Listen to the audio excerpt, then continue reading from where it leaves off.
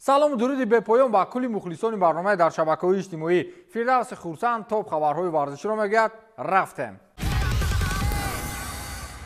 бадтарин оғози карьераи Мауриньо, шикаст аз Ҷеноа ва ҷои 16-ум дар ҷадвали мусобиқаи серияи А. бале ин омори ҳамон Мауриньое ҳаст ки замоне бо Интери назарногир дар даври нимниҳоии Лигаи Чемпионҳо Барселонаи ҳамон вақт аждаҳоро шикаст дода буд. дастаи Рома рӯз то рӯз поён меафтад. акнун дастаи Жозе Мауриньо дар сафар аз тими Ҷеноа бо ҳисоби 4-1 шикаст хӯрд. бовар кунед, барои Мауриньо бар ин сармураббӣ ин омор daҳшат аст. ҳоли ҳозир аз римиҳо танҳо 4 даста дар ҷадвал поён меистанд ки бовар кунед баъзе ҳоло номашонро намедонанд. инҳо Салернитана, Удинезе, Эмполи ва Каляри ҳастанд. Мауриньо дар 6 бозии серияи А ҳамагӣ як ғалаба ба даст овардааст ки ин дар даври 4-ум бар муқобили Эмполи бо ҳисоби 7-0 буд. ин мисли шӯхии он аст ки 7 гол ба дарвозаи бечораи Эмполи заданд ва дигар лимити голзанишон тамом шуд. натиҷаи бозиҳои дигарашон аламовар аст. 2 мусовӣ ва 3 бохт. 5 имтиёз дар 6 бозӣ. ин бадтарин оғози Мауриньо дар фаъолияти мураббигиаш ки қаблан бадтарин натиҷааш 7 хол аз 6 даври аввали мусобиқа дар Премер-лигаи Англия дар мавсими 2015-16 буд ки он вақт Жозе Челсиро сармураббигӣ мекард. акнун Ромаи 2023-24 таърихро дигарбора нав намуд. коршиносон ва футболдонон ҳадс мезананд ки услуби Жозе дигар барои футболи нав мувофиқ нест ва бояд ин нафар кори худро иваз кунад. ба шӯхии миёни мардум мудшуда ӯ бояд дигар ё дар хона нишинад ё суруди мостонро замзама карда гардад. чӣ гуфтед? агар миллион қонуни наву 1000 равияи таҳаммулпазириву 276 намуд қоидаҳои риояшавандаи эҳтиромро нисбати якдигар роиҷ намоянду 786 маротиба қаҳваи дӯстиам ки нӯшанд, Реалу Барселона якдигарро дӯст намедоранд. дар телевизиони бошгоҳи Реал Мадрид як барномаи наверо чанд вақт шуд роиҷ карданд ки иштибоҳҳои доваронро дар вақти бозӣ таҳлил мекунад ва ҳатман дар ин барнома пуштибонии доваронро нисбати Барселона нишон медиҳанд. анқариб ҳамаи бозиҳои Барселона ва фақат ҳамон эпизоде ки доварон дар фурсатҳои бозӣ ба фоидаи Барса кор мекунанд нишон дода мешавад. Хавиер Тебас, президенти чемпионати Испания, дар ниҳоят дар ин мавзӯъ расман изҳорот дод ва гуфт ки ин барнома аз миён бардошта шавад. он ҷо фақат доварони Ла-лигаро танқид мекунанд, махсусан онҳоеро ки дар дилхоҳ бозиҳои Барселона довар ҳастанд. ӯ ҳамчунин гуфтааст ки коре ки телевизиони Реал Мадрид мекунад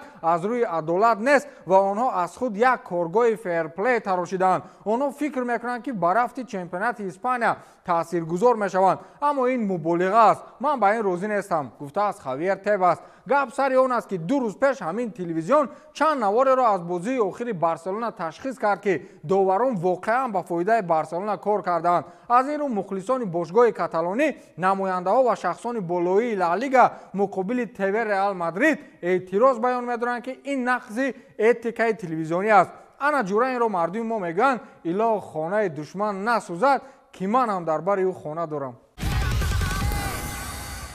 Барселона соли гузашта воқеан баъди шикасту рехтҳои зиёд ва амалии трансферҳои бешумор аз марҳилаи таназзул зуд ба марҳилаи ташаккул баргашт. аммо имсол ин даста ба мухлисон ку намедонам, вале ба худи Хави Эрнандес писанд набудааст. Хави дар нишасти матбуотии пеш аз бозӣ бо Севилия аз камбудиҳои ҷойдошта изҳори нигаронӣ кард ва гуфт ки мо соли гузашта дар хатти дифоъ беҳтарин будем, аммо имсол заифтар ба назар мерасем. ӯ ҳамчунин қайд кардааст ки мо бояд ба рӯҳияи соли гузашта баргардем, вагарна имсол соҳиби ягон ҷоиза нахоҳем шуд. ин ҳам дар ҳоле аст ки Барселона дар 7 бозии баргузор кардааш аллакай 8 гол сар додааст. соли гузашта ёдатон бошад, онҳо бо як марҳилаи бидуни гол сар доданҳояшон рекорди таърихиеро дар чемпионати Испания сабт карда буданд ва худи Тер Штеген ҳам ба як рекорди таърихии дигар наздик шуда буд. аммо имсол аллакай 8 гол. аз ин рӯ Хави нисбати хатти дифои даста изҳори нигаронӣ кард ва ишора намуд ки бозӣ бо Севилия